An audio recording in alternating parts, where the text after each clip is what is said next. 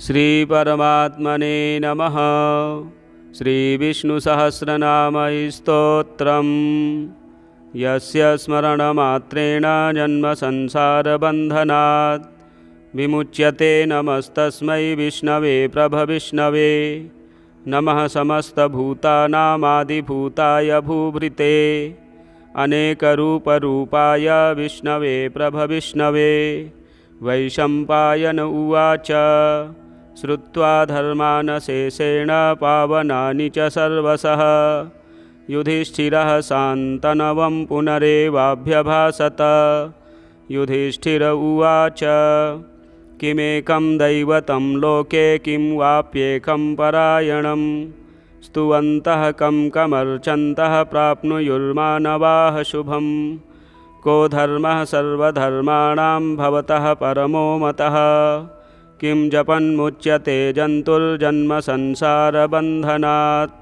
भीष्म उवाच जगत्प्रभुं देवदेवमनन्तं पुरुषोत्तमं स्तुवन्नाम सहस्रेण पुरुषः सततोत्थितः। तमेव चार्चयन्नित्यं भक्त्या पुरुषमव्ययम् ध्यायन् स्तुवन्नमस्यश्च यजमानस्तमेव च। अनादिनिधनं विष्णुं सर्वलोकमहेश्वरं लोकाध्यक्षं स्तुवन्नित्यं सर्वदुःखातिगो भवेत्। ब्रह्मण्यं सर्वधर्मज्ञं लोकानां कीर्तिवर्धनं लोकनाथं महद्भूतं सर्वभूतभवोद्भवम्। एष मे सर्वधर्माणां धर्मोऽधिकतमो मतः यद्भक्त्या पुण्डरीकाक्षं स्तवैरर्चेन्नरः सदा। परमं यो महत्तेजः परमं यो महत्तपः परमं यो महद्ब्रह्म परमं यः परायणं।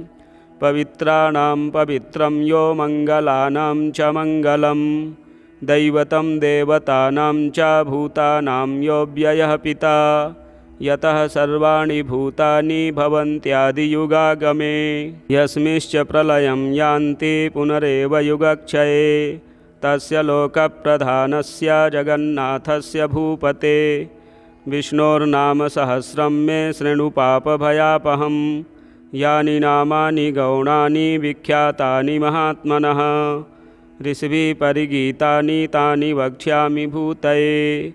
ॐ विश्वं विष्णुर्वषट्कारो भूतभव्यभवत्प्रभुः भूतकृद्भूतभृद्भावो भूतात्मा भूतभावनः भूतात्मा परमात्मा च मुक्तानां परमा गतिः। अव्ययः पुरुषः साक्षी क्षेत्रज्ञोऽक्षर एव च योगो योगविदां नेता प्रधानपुरुषेश्वरः। नारसिंहवपुः श्रीमान् केशवः पुरुषोत्तमः सर्वः सर्वः शिवः स्थाणुर्भूतादिर्निधिरव्ययः। सम्भवो भावनो भर्ता प्रभवः प्रभुरीश्वरः स्वयंभूः शम्भुरादित्यः पुष्कराक्षो महास्वनः। अनादिनिधनो धाता विधाता धातुरुत्तमः अप्रमेयो हृषीकेशः पद्मनाभोऽमरप्रभुः। विश्वकर्मा मनुस्त्वष्टा स्थविष्ठः स्थविरो ध्रुवः अग्राह्यः शाश्वतः कृष्णो लोहिताक्षः प्रदर्दनः। प्रभूतस्त्रिककुब्धाम पवित्रं मङ्गलं परम् ईशानः प्राणदः प्राणो ज्येष्ठः श्रेष्ठः प्रजापतिः। हिरण्यगर्भो भूगर्भो माधवो मधुसूदनः ईश्वरो विक्रमी धन्वी मेधावी विक्रमः क्रमः। अनुत्तमो दुराधर्षः कृतज्ञः कृतिरात्मवान् सुरेशः शरणं शर्म विश्वरेता प्रजाभवः। अहः संवत्सरो व्यालः प्रत्ययः सर्वदर्शनः अजः सर्वेश्वरः सिद्धः सिद्धिः सर्वादिरच्युतः। वृषाकपरिमेयात्मा सर्वयोगविनिःश्रितः वसुर्वसुमनाः सत्यः समात्मा संमितः समः। अमोघः पुण्डरीकाक्षो वृषकर्मा वृषाकृतिः रुद्रो बहुशिरा बभ्रुर्विश्वयोनिः शुचिस्रवाः। अमृतः शाश्वतः स्थाणुर्वरारोहो महातपाः सर्वगः सर्वविद्भानुर्विश्वक्सेनो जनार्दनः।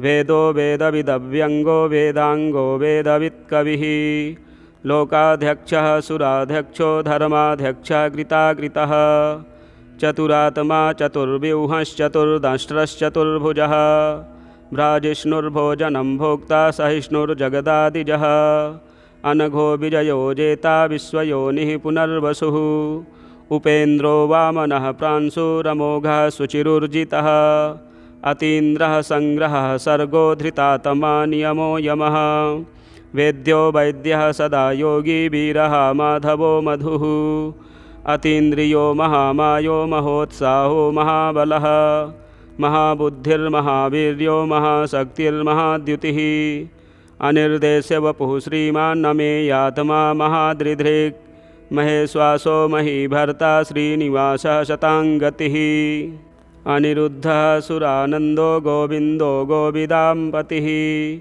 मरीर्षिर्दमनो हंसः सुपर्णो भुजगोत्तमः हिरण्यनाभः सुतपाः पद्मनाभः प्रजापतिः अमृत्युः सर्वदृक्सिंहः सन्धाता सन्धिमान् स्थिरः अजो दुर्मर्षणः शास्ता विश्रुतात्मा सुरारिः गुरुर्गुरुतमो धाम सत्यः सत्यपराक्रमः निमिषो निमिषसहस्रग्वी वाचस्पतिरुदारधीः अग्रणीर्ग्रामणीः श्रीमान् न्यायो नेता समीरणः सहस्रमूर्धा विश्वात्मा सहस्राक्षः सहस्रपात् आवर्तनो निवृत्तात्मा संवृतः सम्प्रमर्दनः अहः संवर्तको वह्निरनिलो धरणीधरः सुप्रसादः प्रसन्नात्मा विश्वधृग्विश्वभुग्विभुः सत्कर्ता सत्कृतः साधुर्जह्नुर्नारायणो नरः असंख्येयो प्रमेयात्मा विशिष्टः शिष्टकृच्छुचिः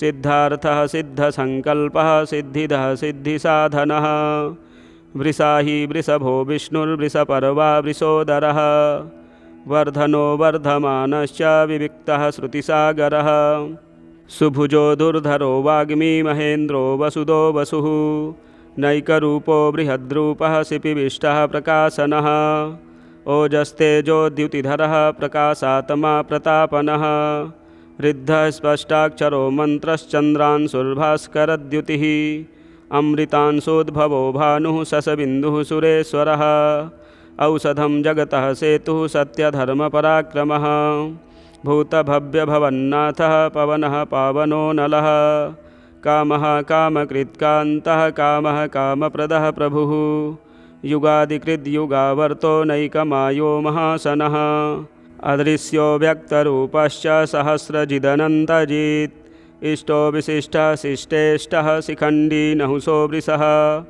क्रोधः क्रोधकृत्कर्ता विश्वबाहुर्महीधरः अच्युतः प्रथितः प्राणः प्राणदो वासवानुजः अपां निधिरधिष्ठानमप्रमत्तः प्रतिष्ठितः स्कन्दः स्कन्दधरो धुर्यो वरदो वायुवाहनः वासुदेवो बृहद्भानुरादिदेवः पुरन्दरः अशोकस्तारणस्तारः शूरः सौरिर्जनेश्वरः अनुकूलः शतावर्तः पद्मी पद्मनिभेक्षणः पद्मनाभोरविन्दाक्षः पद्मगर्भः शरीरभृत् महर्धिरिद्धो वृद्धात्मा महाक्षो गरुडध्वजः अतुलः शरभो भीमः समयज्ञो हविर्हरिः सर्वलक्षणलक्षण्यो लक्ष्मीवान् समितिञ्जयः विक्षरो रोहितो मार्गो हेतुर्दामोदरः सहः महीधरो महाभागो वेगवानमितासनः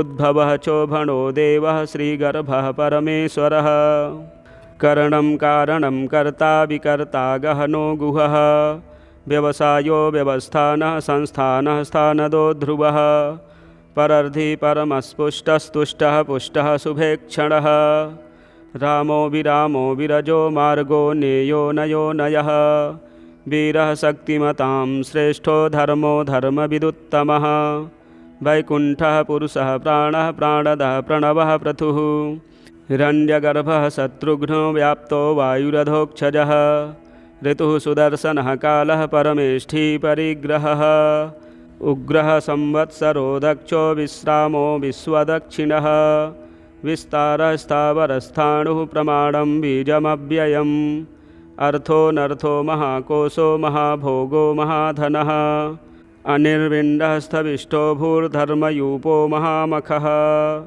नक्षत्रनेमिर्नक्षत्री क्षमः क्षामः समीहनः यज्ञयुज्यो महेजश्च क्रतुः सत्रं शताङ्गतिः सर्वदर्शी विमुक्तात्मा सर्वज्ञो ज्ञानमुत्तमं सुब्रतः सुमुखः सूक्ष्मः सुघोषः सुखदः सुहृत् मनोहरो जितक्रोधो वीरबाहुर्विदारणः स्वापनः स्ववसो व्यापी नैकात्मा नैककर्मकृत् वत्सरो वत्सलो वत्सी रत्नगर्भो धनेश्वरः धर्मगुप्धर्मकृद्धर्मी सदसत्तक्षरमक्षरम् अविज्ञाता सहस्रांशुर्विधाता कृतलक्षणः गभस्तिनेमिः सत्त्वस्थः सिंहो भूतमहेश्वरः आदिदेवो महादेवो देवेशो देवभृद्गुरुः उत्तरो गोपतिर्गोप्ता ज्ञानगम्यः पुरातनः शरीरभूतभृद्भोक्ता कपीन्द्रो भूरि दक्षिणः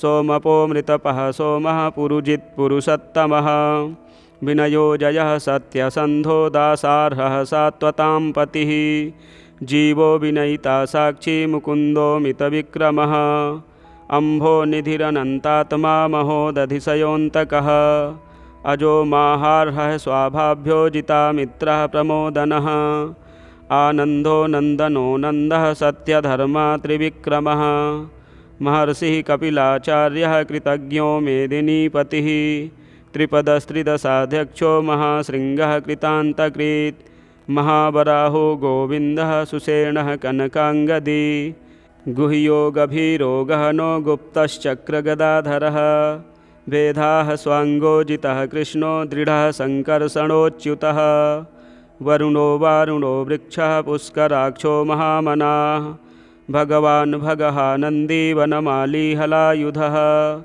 आदित्यो ज्योतिरादित्यः सहिष्णुर्गतिसत्तमः सुधन्वाखण्डपरशुर्दारुणो द्रविणप्रदः दिविस्पृक्सर्वदृग्व्यासो वाचस्पतिरयो निजः त्रिसामासामगः साम निर्वाणं भेषजम्भिषक् संन्यासकृच्छमः शान्तो निष्ठा शान्तिः परायणं शुभाङ्गः शान्तिदः स्रष्टा कुमुदः कुवलेशयः गोहितो गोपतिर्गोप्ता वृषभाक्षो वृषप्रियः अनिवर्ती निवृत्तात्मा संक्षेप्ता क्षेमकृच्छिवः श्रीवत्सवक्षाः श्रीवासः श्रीपतिः श्रीमतां वरः श्रीधः श्रीशः श्रीनिवासः श्रीनिधिः श्रीविभावनः श्रीधरः श्रीकरः श्रेयः श्रीमान् लोकत्रयाश्रयः स्वक्षः स्वङ्गः सतानन्दो नन्दिर्ज्योतिर्गणेश्वरः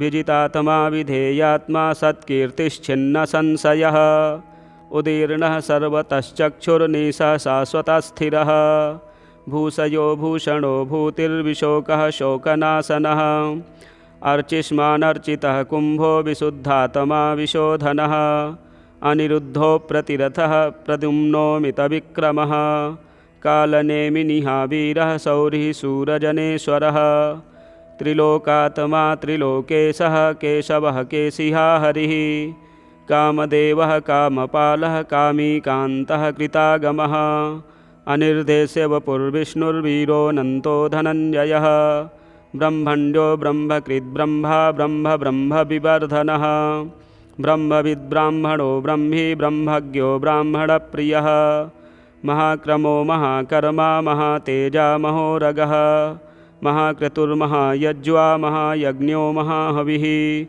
स्तव्यः स्तवप्रियः स्तोत्रं स्तुतिः स्तोतारणप्रियः पूर्णः पूरयिता पुण्यः पुण्यकीर्तिरनामयः मनोजवस्तीर्थकरो वसुरेता वसुप्रदः वसुप्रदो वासुदेवो वसुर्वसुमना हविः सद्गतिः सत्कृतिः सत्ता सद्भूतिः सत्परायणः शूरसेनो यदुश्रेष्ठः सन्निवासः सुयामुनः भूतावासो वासुदेवः सर्वासुनिलयो नलः दर्पः दर्पदो दृप्तो दुर्धरोऽथा पराजितः विश्वमूर्तिर्महामूर्तिर्दीप्तमूर्तिरमूर्तिमान् अनेकमूर्तिरव्यक्तः शतमूर्तिः शताननः एको नैकः सवः कः किं यत्तत्त्वदनमुत्तमम् लोकबन्धुर्लोकनाथो माधवो भक्तवत्सलः सुवर्णवर्णो हेमाङ्गो वराङ्गश्चन्दनाङ्गदी वीरः विषमः शून्यो घृताशीरचलश्चलः अमानीमानदो मान्यो लोकस्वामी त्रिलोकधृक् सुमेधा मेधजो धन्यः सत्यमेधाधराधरः तेजो वृषोद्युतिधरः सर्वशस्त्रभृताम्बरः प्रग्रहो निग्रहो व्यग्रो नैकशृङ्गो गदाग्रजः चतुर्मूर्तिश्चतुर्बाहुश्चतुर्व्यूहश्चतुर्गतिः चतुरात्मा चतुर्भावश्चतुर्वेदविदेकपात् समावर्तो निवृत्तात्मा दुर्जयो दुरतिक्रमः दुर्लभो दुर्गमो दुर्गो दुरावासो दुरारिः शुभांगो लोकसारंगः सुतन्तुस्तन्तुवर्धनः इन्द्रकर्मा महाकर्मा कृतकर्मा कृतागमः उद्भवः सुन्दरः सुन्दो रत्ननाभः सुलोचनः अर्को वाजसनः शृङ्गी जयन्तः सर्वविजयी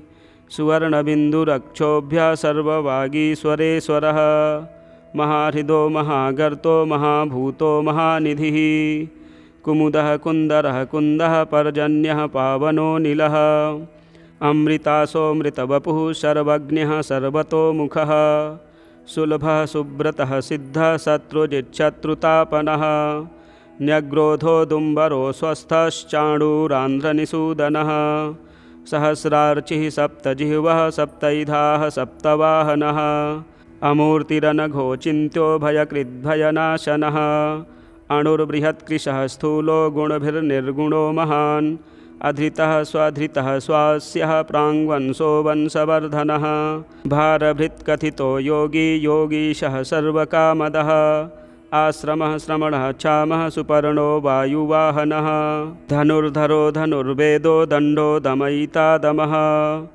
अपराजितः सर्वसहो नियन्ता नियमो यमः सत्त्ववान् सात्विकः सत्यः सत्यधर्मपरायणः अभिप्रायः प्रियार्होर्हः प्रियकृत्प्रीतिवर्धनः विहाय सगतिर्ज्योतिः सुरुचितहुतभुग्विभुः रविर्विरोचनः सूर्यः सविता रविलोचनः अनन्तो हुतभुग्भोक्ता सुखदो नैकजोऽग्रजः अनिर्विण्णः सदामर्षि लोकाधिष्ठानमद्भुतः सनातनतमः कपिलः कपिरप्ययः स्वस्तिदः स्वस्तिकृत् स्वस्ति स्वस्ति भुक् स्वस्ति दक्षिणः अरौद्रः कुण्डलीचक्री विक्रम्यूर्जितशासनः शब्दातिगः शब्दसः शिशिरः सर्वरीकरः अक्रूरः पेशलो दक्षो दक्षिणः क्षमिणां वरः विद्वत्तमो वीतभयः पुण्यश्रवणकीर्तनः